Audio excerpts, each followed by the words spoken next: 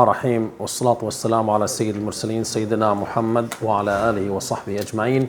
اللهم لا سهلا ما جعلته سهلا تجعل الحزن والصعب إذا ما شئت سهلا. In a quick inshallah reminder, we will go over the ayat of Surah Ibrahim, which specifically addresses an important issue in our society or community.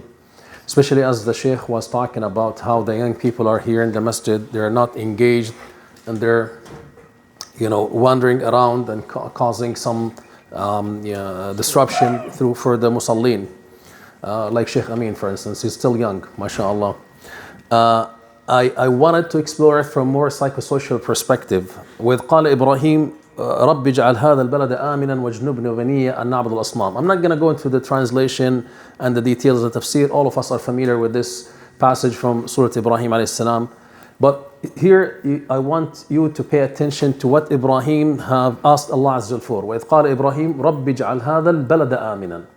Make this balad, this location that I settled my family in, aminan. Amin, security, is an important foundation for the environment of developing the adequate and integrated personality of the adolescents or the teens. When safety and security, both physically, emotionally, socially, is not present, then youth are not able to integrate their personality properly. What do I mean by physically? Physically, we live in an environment where Islamophobia is an important issue. If you do not believe in Islamophobia, you're living in denial. Your children, when they go outside to school, when they're walking in the streets or when they're in the mall, and especially for the young sisters, they are living under the fear. And that fear contradicts with the principle of Aman that Allah Azza wa Jal was talking about. Number two, there's a physical, Aman, like what we're seeing unfortunately nowadays in most of our Muslim countries. There's a lot of war. Many of us come as refugees trying to find safe place and environment for our children to help them be able to grow up in an adequate environment. Number three, which is more important than the first two, is the aman or the safety that the children feel inside the home. And this is what's so critical, because if children are not feeling safe at home, then they're so fragile. This fragility could be coming from the war that takes place between the husband and the wife, the parents. It could be from using wrong parental style into communicating with your children. And in my practice, I have come across many parents who would say to me, well, that's the same style that my parents have used to me. And I said to them, this could have, the style that your parents have used with you could have been effective and adequate in the environment you were living in back home, where the community, the culture, everything was supportive. If your child is not feeling safe, he can go to the masjid and the imam will adopt him. The neighbor will be correcting him. The uncle will be there to help him. But when you're here in a very fragile and difficult environment, there's no one for your child. So make sure that you break that cycle of violence. By the way, violence is a cycle. Unless someone intervenes and break that cycle, then this violence will continue from one generation to another generation. And I can't tell you how destructive this is for the mentality of adolescents. Many of teens who have troubles, whether with the law or in school or in their life, and those majority of them who run away from home are running away because they're feeling unsafe at home. Pay attention to this, because that's what Ibrahim alayhi salam was asking for. رب اجعل هذا البلد آمنا واجنبني وبني أن نعبد الأصنام. Another important concept is the spiritual concept. Here, you need to plant in the mind and the heart of your children why they're created, what they're created for. You don't just let them live for the sake of living. And teens, and have talked about this a lot.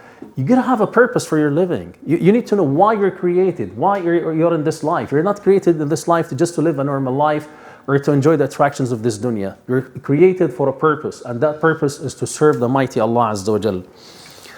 رَبَّنَا لِيُقِيمُوا الصَّلَاةِ. I'm going quickly for the sake of time. رَبَّنَا لِيُقِيمُوا الصَّلَاةِ. My Lord, I have settled them in a valley that has no vegetation. Ya Rabbi, counting on you to provide for them. But the purpose for them is to, a salah, to establish the salah. This is your ruh, your life. And salah bi khushu' is the main tool of helping any family, any individual to cope with the challenges and difficulties of this life. ربنا إنك تعلم ما نخفي وما نعلن. ربنا إنك تعلم ما نخفي وما نعلن وما يخفى على الله من شيء في الأرض ولا في السماء. Subhanallah, one of the beautiful things that come across when I was preparing for this is this speaks about the internal issues that goes in the family. Yani Ibrahim alayhi salam, teaching us there are always issues inside any family. There's no perfect family. There's nothing called 100%. But he's teaching us that make your, when you go through challenge or difficulty in your life, turn to the mighty Allah Azza wa Jal with your supplication, with your salah. Because salah bi khushu' is the most effective tool of coping with difficulties and challenges, and most effective tool to help your children become disciplined and become integrated people in the society in which they're living in. And then this ayah is concluded by, رَبَّنَا اغْفِرْ لِي وَلِوَالِدَيَّ رب اجعلني مقيم الصلاة ومن ذريتي ربنا وتقبل دعاء ربنا اغفر لي ولوالدي وللمؤمنين يوم يقوم الحساب. The intergenerational cycle of connectivity with the mighty Allah Azza wa Jal. The purpose of you to establish a family is not to enjoy your life, is not to have a partner in your life, or not to be able to stay away from haram. The purpose of your creation to a family is to produce a Rabbani generation, which is what the Muslim Ummah is in desperate need for. And this is what Ibrahim alayhi salam is highlighting too. Ya Rabbi, I am creating a Rabbani generation. Ya Rabbi, I'm connecting my children with my parents and grandparents and the generations to come until the end of life on this earth.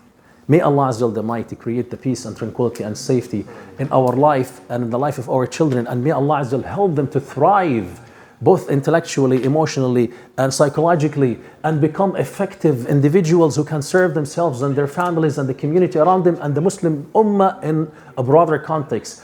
Right now, the whole world is waiting for you as a young man and a young woman to be able to save the humanity from the misery they are living in. Jazakumullah khairan. Assalamu alaikum wa rahmatullahi wa barakatuh.